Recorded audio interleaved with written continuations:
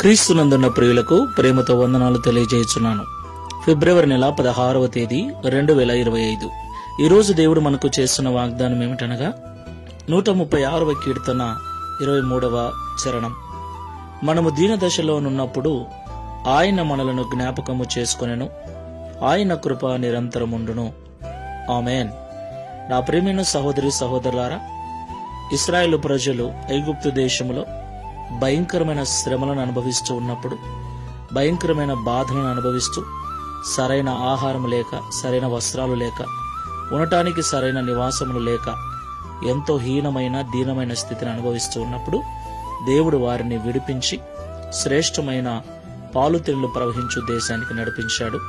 ఈ విషయం మనకు తెలుసు. దేవుడు ఐగుప్తు నుండి కనానుకు నడిపిస్తున్న ఆ క్రమంలో అరణ్యములో దేవుడు వారి జీవితంలో చేసిన ప్రతి మేలును గురించి వివరించేటువంటి కీర్తన ఇది. ఈ కీర్తనను యాత్ర కీర్తనని పిలుస్తారు. నా ప్రియులారా, ఈ మాటలు వింటున్న మనమందరం కూడా ఒక విషయం జ్ఞాపకం చేసుకోవాలి. మనమందరం కూడా ఈ లోకము నుండి పరలోకానికి ప్రయాణం చేస్తున్నాం. మనము కూడా పరలోకపు యాత్రలో ఉన్నాం.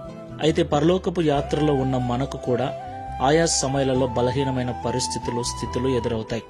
అయితే ఏ స్థితినైనా దేవుడు చూస్తూ ఉన్నాడు, గమనిస్తూ ఉన్నాడు. ఎవరు మన స్థితిని చూడకపోయినా, ఎవరు మనల్ని గమనించకపోయినా, పరమందుండి చూస్తున్న దేవుడు సమస్తమును గమనిస్తూ ఉన్నాడు. మన ప్రతి పరిస్థితిని చక్కబరుస్తాడు. అది ఎంత దీనమైనదైనా, ఎంత హీనమైనదైనా ఆయన సరిచేసి ఇశ్రాయేలు ప్రజలను శ్రేష్టమైన నెమ్మది కలిగిన కనాను దేశానికి నడిపించినట్లు మనల్ని కూడా శ్రేష్టమైన పరలోక రాజ్యానికి నడిపిస్తాడు. కాబట్టి భయపడక శుభప్రదమైన నిరీక్షణతో ప్రార్థనాపూర్వకంగా ఈ విశ్వాసపు యాత్రలో ముందుకు వెళ్దాం.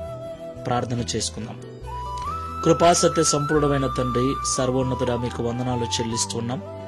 ఇశ్రాయేలు ప్రజల దీన స్థితిని చూసి ఐగుప్తు నుండి వారిని విడిపించి శ్రేష్టమైన దేశాన్ని వారికి కానుకగా మీరిచ్చారు.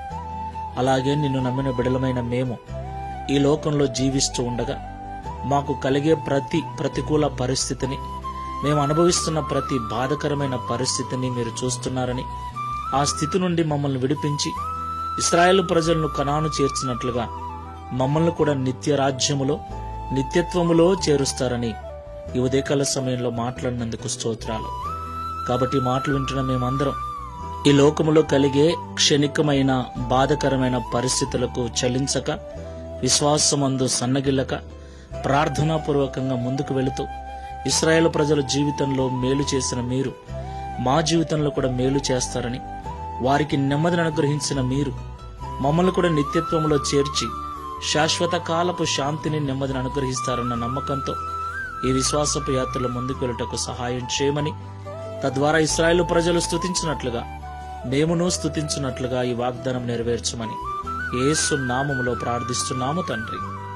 ఆమేన్. Praise the Lord. God bless you.